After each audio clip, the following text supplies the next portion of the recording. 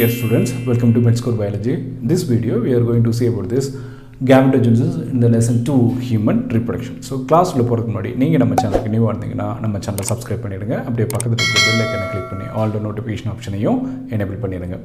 So gametogenesis என்னது? Formation of gametes from the primary reproductive organs like testes and ovary. So testes ல இருந்து ovaries ல இருந்தோ gamete produce ஆகுற அந்த ப்ராசஸ்க்கு நம்ம என்ன சொல்றோம்? Spermatogenesis பத்தி பார்க்கறோம். So spermatogenesis என்னது? The sequence of events which is occur in this seminiferous tubules so that the spermatozoa is formed. So that process is known as spermatogenesis.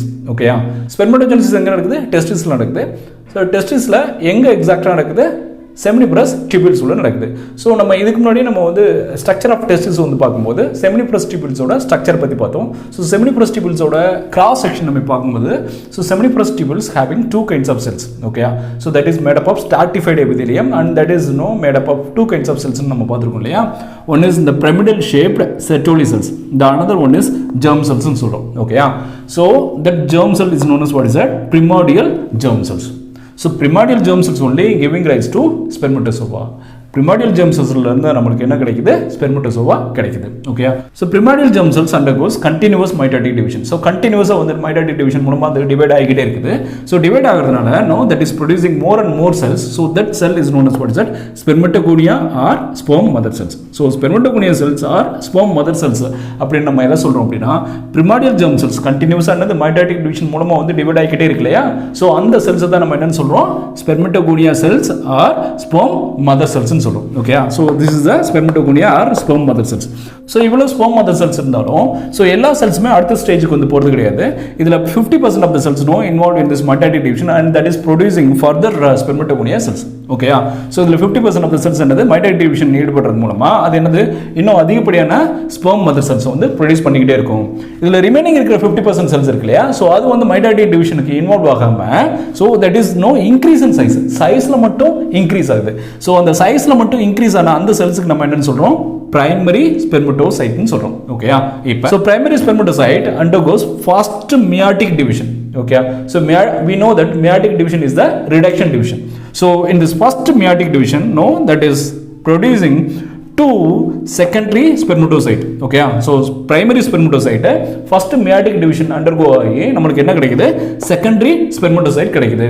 so ஒவ்வொரு ஸ்டேஜஸ் so இங்க இந்த gametogenesis பத்தி நம்ம படிக்கும்போது நம்ம எதை ஞாபகம் வச்சுக்கணும் அப்படின்னா அதோட குரோமோசோம்ஸ் நம்பர் என்ன டிவிஷன் ஆஃப் செல் டிவிஷன் அங்கே வந்து நடக்குது, என்ன டைப் ஆஃப் செல் டிவிஷன் அங்கே வந்து நடக்குது, இதை கண்டிப்பாக ஞாபகம் வச்சுக்கணும். ஒன்று குரோமோசோமோட நம்பர் ப்ளஸ் அது என்ன செல் டிவிஷனுக்கு இன்வால்வ் ஆகுது அப்படின்னு சொல்றது கரெக்டாக ஞாபகம் வச்சுக்கணும். ஓகேயா, so primary spermatocyte first meiotic டிவிஷனில் இன்வால்வ் ஆகிறதுனா நம்மளுக்கு என்ன கிடைக்குது? Secondary spermatocyte. ஸோ மியாட்டிக் டிவிஷனா நம்மளுக்கு என்னது? ரிடக்ஷன் டிவிஷன் நம்மளுக்கு தெரியும். ஸோ ரிடக்ஷன் டிவிஷன் இங்கே பாருங்க, இது டிப்ளாய்டு 2n ஸ்டேஜாக இருந்தது இல்லையா, 46 குரோமோசோம்ஸாக இருந்தது. இப்போ இது என்னவா மாறுது அப்படின்னா n ஸ்டேஜ், ஐ மீன் ஹாப்ளாய்டு ஸ்டேஜாக மாறுது. இங்கே டிப்ளாய்டு ஸ்டேஜில் இருந்து பிரைமரி ஸ்பெர்மட்டோசைட் டிப்ளாய்டு ஸ்டேஜில் இருக்கு. இப்போ செகண்டரி ஸ்பெர்மட்டோசைட் நம்மளுக்கு என்னது? ஹாப்ளாய்டு ஸ்டேஜில் மாறுது. ஏன்னா மியாட்டிக் டிவிஷன் வந்து நம்மளுக்கு என்னது? ரிடக்ஷன் டிவிஷன் தெரியும். ஸோ 2n வந்து என்னது? இங்கே n மாறுது, ஹாப்ளாய்டாக மாறுது. ஓகே, ஸோ 46 குரோமோசோம்ஸ் இங்கே 23 குரோமோசோம்ஸாக மாறுது. ஓகே, இப்போ secondary spermatocyte undergo second meiotic division. Okay, so meiotic division second டைமாக நடக்குது. ஸோ செகண்ட் மியாட்டிக் டிவிஷன் நடக்கிறது மூலமாக நம்மளுக்கு என்ன கிடைக்குது? தட் இஸ் கிவிங் ஸ்பெர்மாட்டிட் கிடைக்குது. ஓகேயா, ஸோ இங்கே நல்லா கவனிக்கிறோம். இது வந்து ஏற்கனவே நம்ம மியாட்டிக் டிவிஷனா ரிடக்ஷன் டிவிஷன் நம்ம பார்த்துருக்கோம். இங்கே இந்த செகண்ட் மியாட்டிக் டிவிஷன் இருக்கு இல்லையா, அப்போ செகண்ட் மியாட்டிக் டிவிஷனும் ரிடக்ஷன் டிவிஷன் நம்ம அதே கான்செப்டில் நம்ம பார்த்தோம் அப்படின்னா இங்கே பாருங்க, இங்கே 46 குரோமோசோம்ஸ் இருந்துச்சு. ஃபர்ஸ்ட் மியாட்டிக் ரிடக்ஷன் நடந்ததுனால 23 மாறுச்சு. இப்போ இந்த செகண்ட் மியாட்டிக் டிவிஷனில் 23 இருக்கு இல்லையா, ஐ மீன் ஹாப்ளாய்டு ஆல்ரெடி இருக்குது. இதுக்கு வந்து ரிடியூஸ் ஆச்சுன்னா என்னது? இங்கே 11.5 மாறணும் இல்லையா, ரிடக்ஷன் டிவிஷனா அதான் அர்த்தம். ஓகேயா, ஆனா second meiotic division is equal to that of mitotic division. அதனால இங்க குரோமோசோம் நம்பர்ஸ் குரோமோசோமோட நம்பர்ஸ்ல எந்த சேஞ்சஸும் நடக்கிறதே கிடையாது. ஓகேயா, ஸோ இங்கேயும் வந்து அது என்னவா தான் இருக்கும்? 23 குரோமோசோம்ஸ், ஐ மீன் ஹாப்ளாய்டு நம்பர்ஸாக தான் இருக்கும். ஓகேயா, கரெக்டாக ஞாபகம் வச்சுக்கணும். ஸோ இப்போ primordial germ cells. ஸோ அதில் இருந்து மைட்டாட்டிக் டிவிஷன் மூலமாக நம்மளுக்கு என்னது? ஸ்பெர்மட்டோகோனியா அல்லது ஸ்பெர்ம் மதர் செல்ஸ் கிடைச்சது.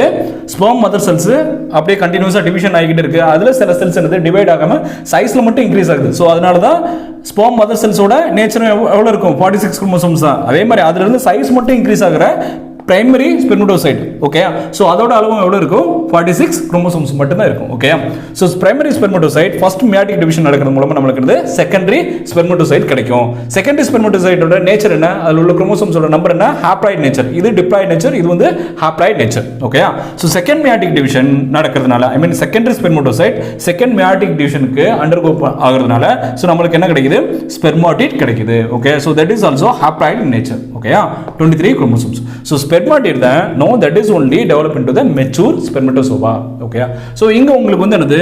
So என்னென்ன செல்ஸ், அதுல உள்ள குரோமோசோம்ஸ் ஓட நம்பர் என்ன டைப் ஆஃப் டிவிஷனுக்கு வந்து இன்வால்வ் ஆகுது. ஸோ இதை வந்து கரெக்டாக ஞாபகம் வச்சுக்கணும். அது மட்டும் இல்லாம இங்க பாருங்க, ஒரு ஐ மீன் single spermatogonia develop into how many spermatocyte? Single spermatogonia develop into single primary spermatocyte. Okay, so single spermatogonia ல இருந்து how many numbers of spermatid occur அப்படின்னு கேட்கலாம். ஸோ எத்தனை நம்பர் ஸ்பெர்மாட்டிட் வந்து ப்ரொடியூஸ் ஆகுது அப்படின்னு கேட்கலாம். ஒரே ஒரு ஸ்பெர்ம் மதர் செல்ல இருந்து எத்தனை ஸ்பெர்மாட்டிட் ப்ரொடியூஸ் ஆகுது? இங்க பாருங்க 4 ஸ்பெர்மாட்டிட். எத்தனை செகண்டரி ஸ்பெர்மாட்டிட், ஐ மீன் செகண்டரி ஸ்பெர்மட்டோசைட் வந்து ப்ரொடியூஸ் ஆகுது? 2 கிடைக்கும். ஓகே, ஸோ இந்த நம்பர்ஸ் வந்து கரெக்டாக ஞாபகம் வச்சுக்கணும்.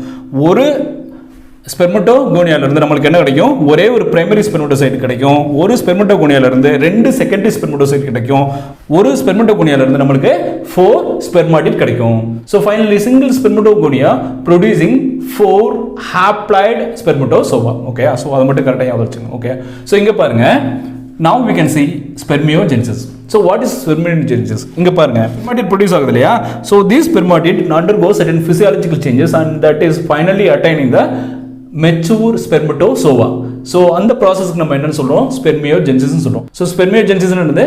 Spermatid undergo certain physiological changes and that is now reaching the mature spermatozoa. That process is known as spermiogenesis. Okay, so next definition பாருங்க, spermiation னா என்னன்னு பார்க்கணும். So what is spermiation?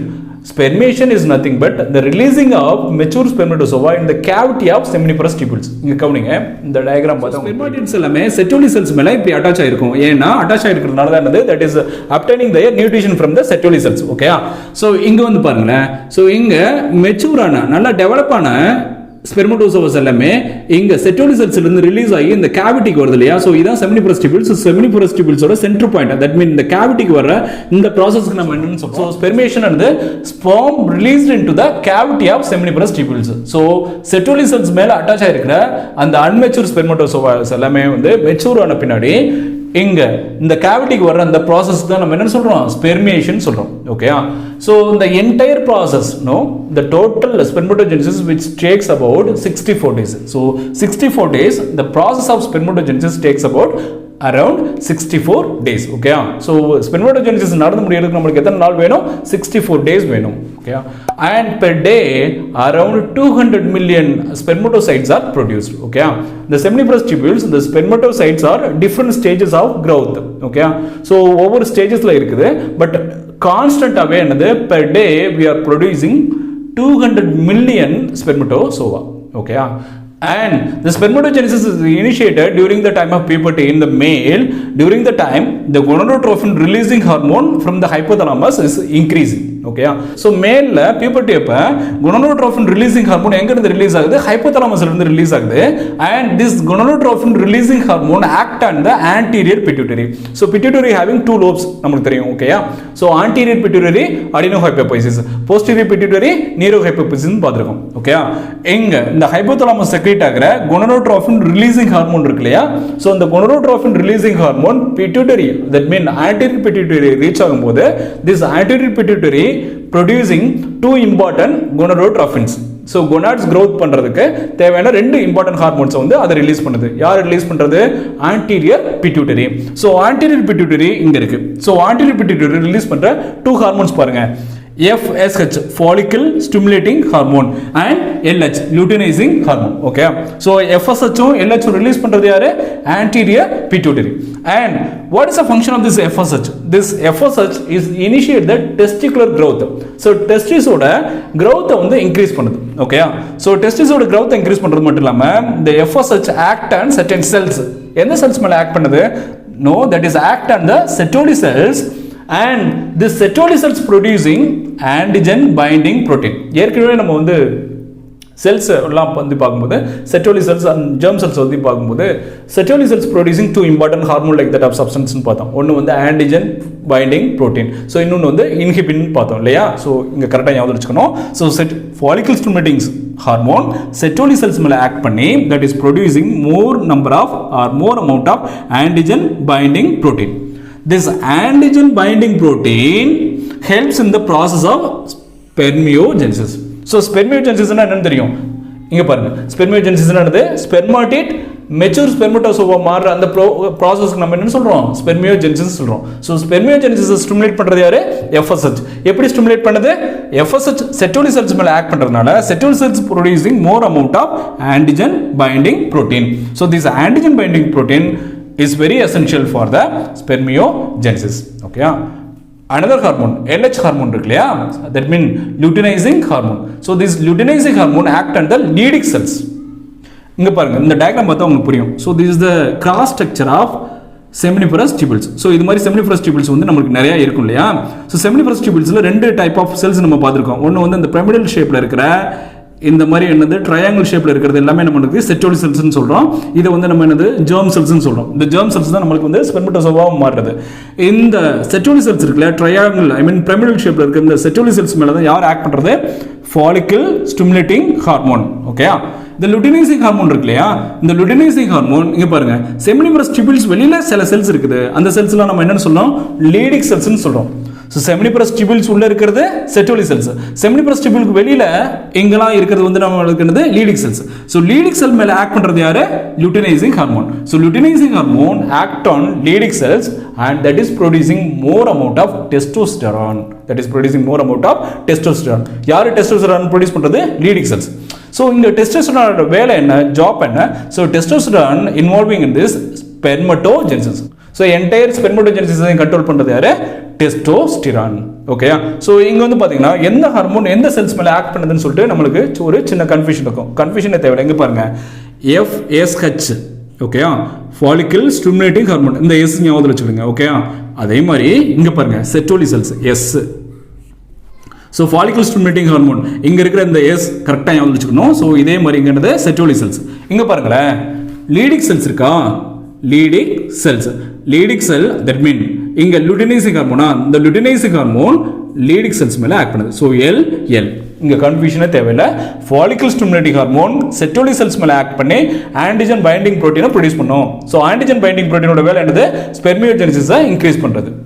Luteinising hormone Leydig cells மேல act ஆகி டெஸ்டோஸ்டெரானோட level increase ஆகும். So டெஸ்டோஸ்டெரானோட வேலை என்னது? ஸ்பெர்மட்டோஜெனிசிஸ் வந்து என்னது? கண்ட்ரோல் பண்றது. ஓகே. ஸோ இங்க வந்து நம்மளுக்கு என்னது? கரெக்டான சீக்வன்ஸ்ல வந்து நம்ம இது என்ன ப்ராசஸ்ல நடக்குது அப்படின்னு சொல்லி ஞாபகம் வச்சுக்கணும். ஸோ ஒரே ஒரு டைம் ஃபாஸ்டா ரீகால் பண்ணிடலாம். கேமெட்டோஜெனிசிஸ்ல என்னது? ஸ்பெர்மட்டோஜெனிசிஸ் எப்படி நடக்குது? Primordial germ cells continuous mitotic division involve ஆகுறதுனால நம்மளுக்கு என்ன கிடைக்குது? ஸ்பெர்மட்டோகோனியா அல்லது ஸ்பெர்ம் மதர் செல்ஸ் கிடைக்குது. ஓகே. ஸோ ஸ்பெர்மட்டோகோனியா அல்லது ஸ்பெர்ம் மதர் செல்ஸ் என்னது? Further no that is increase in size and that is producing the primary spermatocyte. Primary ஸ்பெர்மட்டோசைட்ல இருந்து என்னது? Primary spermatocyte undergoes first meiotic division and that is producing the secondary spermatocyte. Secondary spermatocyte undergoes second meiotic division that is producing the spermatid. Spermatid converted into the spermatozoa. Okay. So இவ்வளவு தான் இதுல வந்து ஞாபகம் வச்சுக்கிறது. அது மட்டும் இல்லாம ஒவ்வொரு ஸ்டேஜஸ்லயுமே ஐ மீன் ஒவ்வொரு செல்ஸ்லயுமே எத்தனை குரோமோசோம்ஸ் இருக்கு, அது என்ன மாதிரி டிவிஷனுக்கு வந்து இன்வால்வ் ஆகுது. ஸோ இதை வந்து நீங்க கரெக்டாக ஞாபகம் வச்சுக்கணும். ஸோ இந்த வீடியோ உங்களுக்கு யூஸ்ஃபுல்லாக இருந்திருக்குன்னு நினைக்கிறேன். ஸோ யூஸ்ஃபுல்லாக இருந்ததுன்னா லைக் பண்ணுங்க, ஷேர் பண்ணுங்க, கமெண்ட் பண்ணுங்க. அப்படியே மெட்ஸ்கோர் பயாலஜி சேனலை சப்ஸ்கிரைப் பண்ணிருங்க. தேங்க்யூ.